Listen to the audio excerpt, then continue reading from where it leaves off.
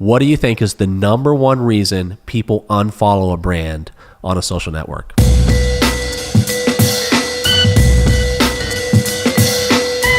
Welcome to the We Are Slam Show, where we share marketing agency insights, best practices, and ideas to help your business grow. My name is Tyler Kelly. I'm the co-founder and chief strategist at Slam Agency.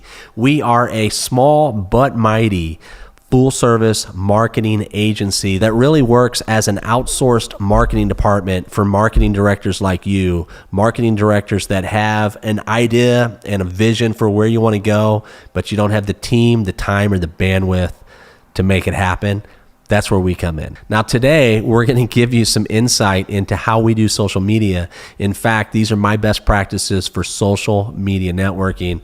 Now, typically, this is the type of information that an agency would want to keep to itself, but we're not that way. As a matter of fact, we know that the more we give, the more we receive. And so we just want to give you as much knowledge, as much value, as many insights as we possibly can. And this show today is going to do just that. Okay, so let me ask you a question. What do you think is the number one reason people unfollow a brand on a social network? Any ideas? Well, let me tell you, it's because their posts are too promotional, okay? I'm going to share with you our rule here at Slam. We call it the 80% rule. This is a big one. I want you to write this down. No more than 2 out of every 10 posts should be promotional. And this is true on every network. No more than 2 out of every 10 posts should be promotional. This is the 80% rule. As a matter of fact, here at Slam, we try to make that the 90% rule. And with many of our clients, we try to make that the 90% rule. And so now I know you're thinking as a marketing director, well, my job is to promote the business that I work for. My job is to promote my brand. So you're telling me that I shouldn't really be doing that in social media. What should I do? Good question. The key is to really create content that people on an engagement network can get behind, can share, can engage with, can have conversations around. This is the type of content that you like to share. As a matter of fact, we do social media for an HVAC company. Can you believe it? An HVAC company. Now, typically this would be, you would think, pretty dry content, right? It's like, hey, let's fix the boiler, let's fix the furnace, those are all promotional types of things. So when we got around as a group and we began to brainstorm what types of content would work well, we had to come up with content that wasn't necessarily focused on what they did. And so what we did was we looked at, associations. We looked at, where were they giving money? Where were they donating their time?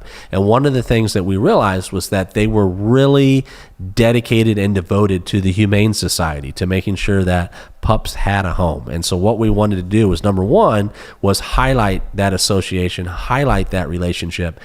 And we did it by creating a Pet of the Month contest, where essentially people would submit photos of their pets, and we would select a winner each month, where professional artists would then create a portrait of their pet. We would give them the portrait, the client would give them the portrait, and then that portrait would be hung in a pet hall of fame at our client's office. And this has been going for almost 2 years now, and it has been one of the most viral campaigns we've ever put out because people are engaged. And what this does is it puts our client on their radar, so that when it's time to pick an HVAC company, they know who they are, what they do, and they have a connection to their brand, so they're going to call this company.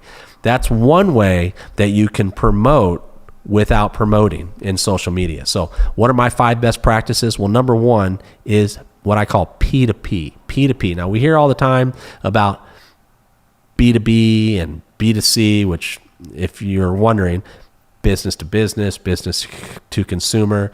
These are these acronyms that we hear all the time. In social media, I really want you to be focused on this idea of P2P, okay? This stands for person to person. Social media is a personal experience, right? When you log in and you're scrolling through your Facebook feed, or you're flipping through Instagram photos or stories, it's personal. It's personal to you. And so as a brand, what you have to do is you have to make sure that everything you do is personal. It's person to person. Don't think of it like don't think of it as like you're on this big hill and you're talking down.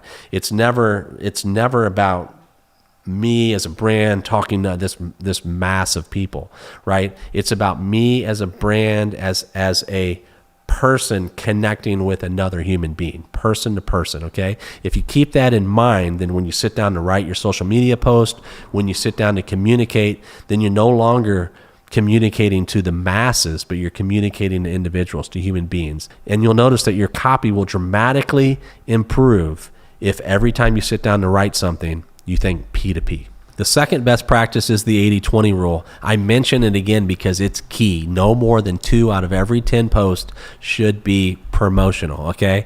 The number one reason that people unfollow brands on social media is because they post too many promotional posts. My number 3 best practice is perception is reality. Now, I really want you to think about this because this is really key, okay? Perception is reality. What does this mean? Well, what it means is that however I perceive you to be as a brand, that is my reality. Now remember, social media is P2P, it's person to person. So it's not about what you think of your brand, it's what I think of your brand, okay? And for me, my perception is my reality. Now you might be thinking, how can I influence someone's perception of our brand? And that's a really good question. As a matter of fact, we talked about that a few weeks ago in our show about confirmation biases. As a marketing director, you can utilize confirmation biases to your advantage by, number 1, being aware of them, and then number 2, by utilizing them ethically, okay? Social media is a great place to apply some of the principles in that episode,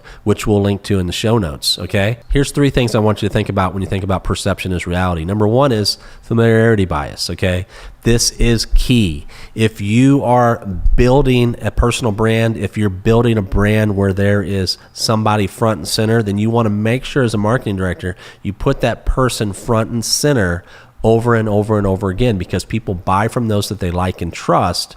And in order to accelerate this liking and this trusting, you can build familiarity. This is called the familiarity bias, which simply says that the more people see you, the more they like and trust you, okay? If you're a brand that doesn't have a person that you can put forward as the face, or, you know, a group of people that you can put forward as the faces, then that's where you really need to take a step back and think about, how can we as a brand that essentially is recognized by a logo, how can we become more personal? How can we be more P2P? So before you even get to this point, you have to think about P2P and how can you do that as a logo, as a corporation. If you're just posting from this entity that is unapproachable, then a lot of times you're not going to be as engaging in social media. All right. This is why in fast food, you see the trends with comedy. It's where Wendy's and Jack in the Box, they're really able to build this P2P, to build this perception as reality through familiarity, by being out there, by injecting their brands and making them more personal. Okay, this is where comedy really comes into play. The number 4 best practice that I want you to be aware of is to follow channel norms. This is so huge because a lot of times this just doesn't happen. Okay, we think that we can just create a video for YouTube and then just like distribute it in Facebook and Instagram and all these places. But the thing is, number 1, each channel has its own norms in regards to formats, in regards to times and links of videos, in regards to the way that people communicate. This is a big one, right? So like on Instagram stories, I'm going to communicate differently than I would on a Facebook post. I can't put hashtags in a Facebook post and expect those hashtags to go too far. The hashtags that I use on LinkedIn are going to be completely different than the hashtags that I use on Instagram. And so if you're taking social media if you're taking the approach of, I'm just going to create one piece of content and then put it everywhere, you're taking the wrong approach. You need to follow channel norms. And what that means is, like, you have to be in each channel authentically. And a matter of fact, that's number 5. Number 5 is be authentic.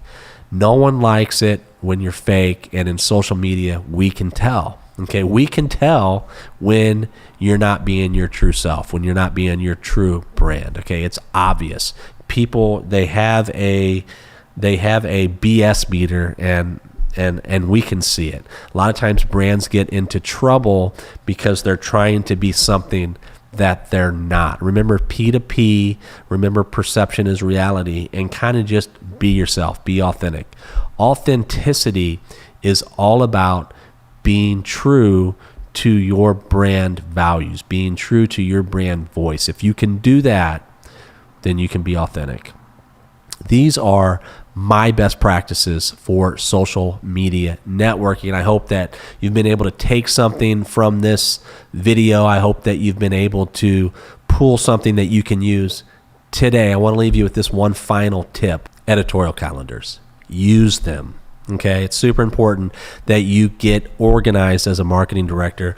And the best way to do that in social media is to utilize an editorial calendar. An editorial calendar, just at a high level, it allows you to organize your promotions, any special events, any dates that are important for your business, your brand.